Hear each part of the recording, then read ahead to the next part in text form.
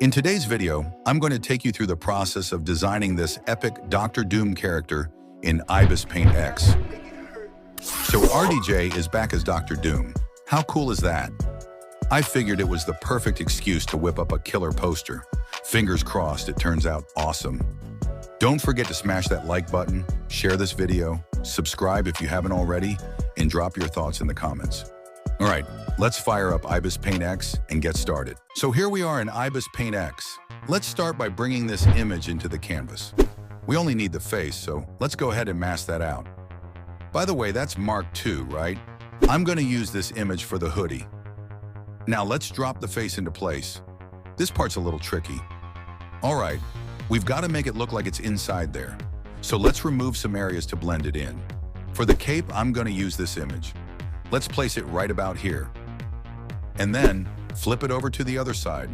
Let's remove these bits. I'm just filling in a color to make it look less weird. For the arm, I'm going to use this one. I think this is Mark 85. Let's position it right about here, like this. And again, duplicate it and flip it to the other side. You're probably seeing a pattern here with all the flipping. Let's get rid of these parts so they don't cover the arm. I think the arm needs a bit more tweaking for where it should be. We've got to make his arms look metal, so I'm taking down the saturation and adjusting the lightness a bit. For the chest area, I'm going to use this image, but I don't need the whole thing, just the side that connects to the arm. I noticed one side wasn't quite symmetrical, so I removed it and flipped it. Let's remove these areas. Not that we're gonna see them anyway. Now for some details on his armor, I'm thinking of adding these to his shoulder. Let's place them right about here. Looks good, I think. Flipped it, and yeah, that looks cool. For his clothes, let's first trace a shape and then fill it with some texture.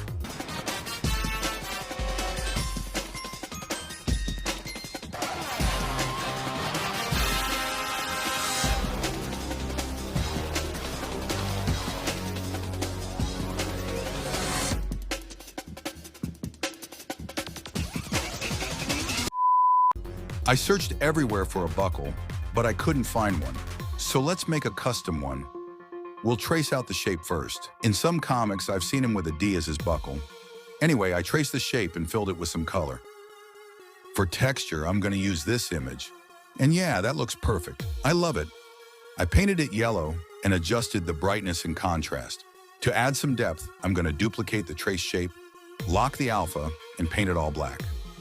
Next, I zoom out, and now we've got this cool, dark 3D look inside. I'll repeat the steps to create some highlights.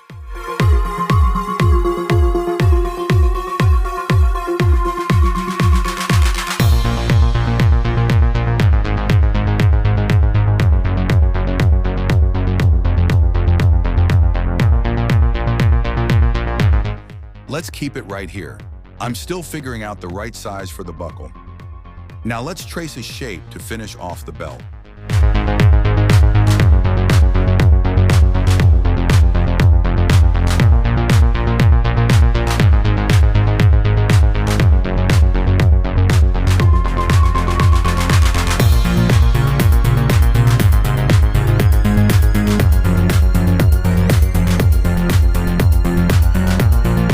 Time to paint the holes, adding in the leather texture like this.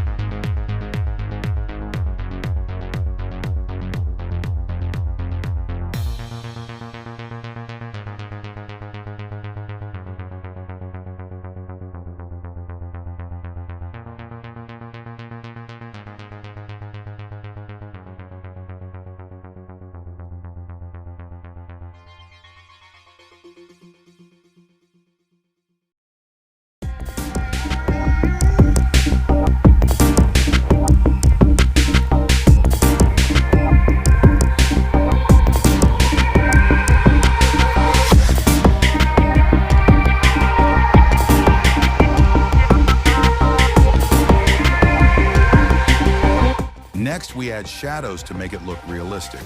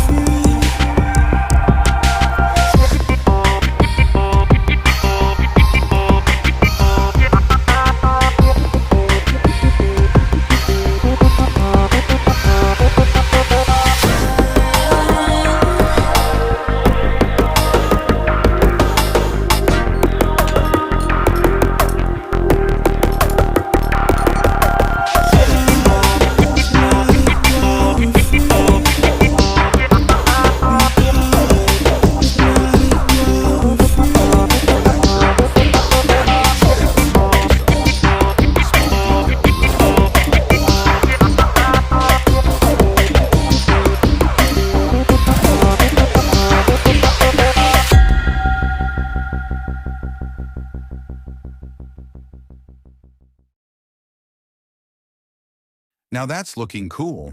Let's add in the clothes. Looks like we'll need the warp tool for this.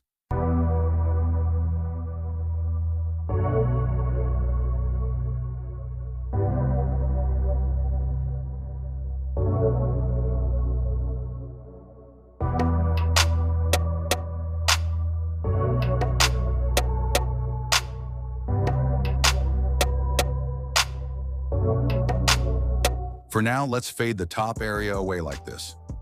Let's start on these chest accessories. I'll create a circle, then use this image and squeeze it into place.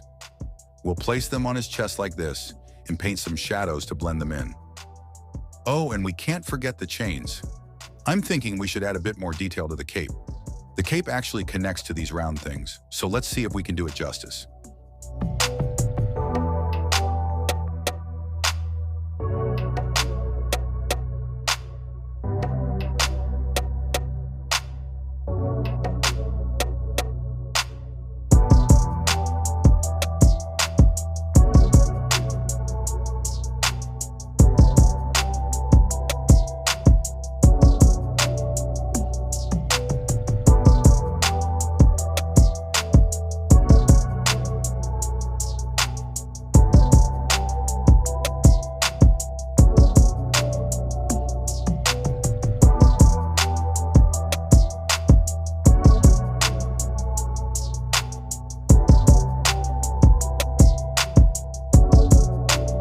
It's not perfect, but I think it's okay.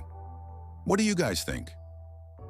His chest looks a bit flat, so I'm going to paint in some shadows to give him that cool factor.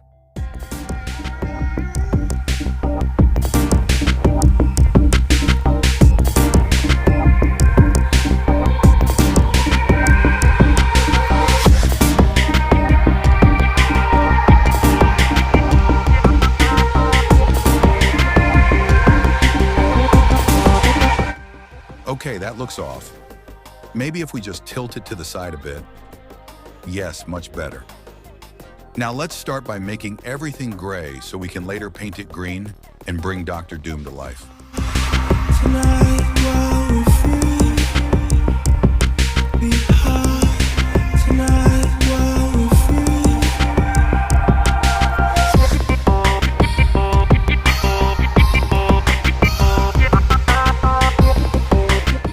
I'm creating a new layer, setting it to overlay, and painting in green.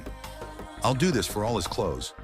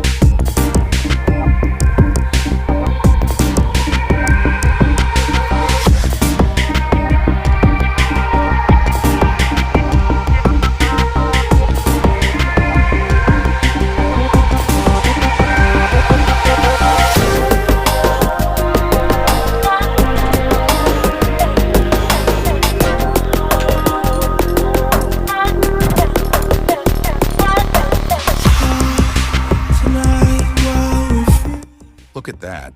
He's looking awesome now. We've got a lot more blending to do, starting with his arms. I adjusted the brightness and contrast, and as you can see, his arm has rim lights. But since the cape covers his arm, light shouldn't be there. So I'm painting in some shadows like this. As I mentioned earlier, we just need to do things on one side, then duplicate and flip it to the other. These areas need some touch shadows to show they're actually making contact. We've got lots of blending to do, so I'll speed things up since it's mostly adding shadows.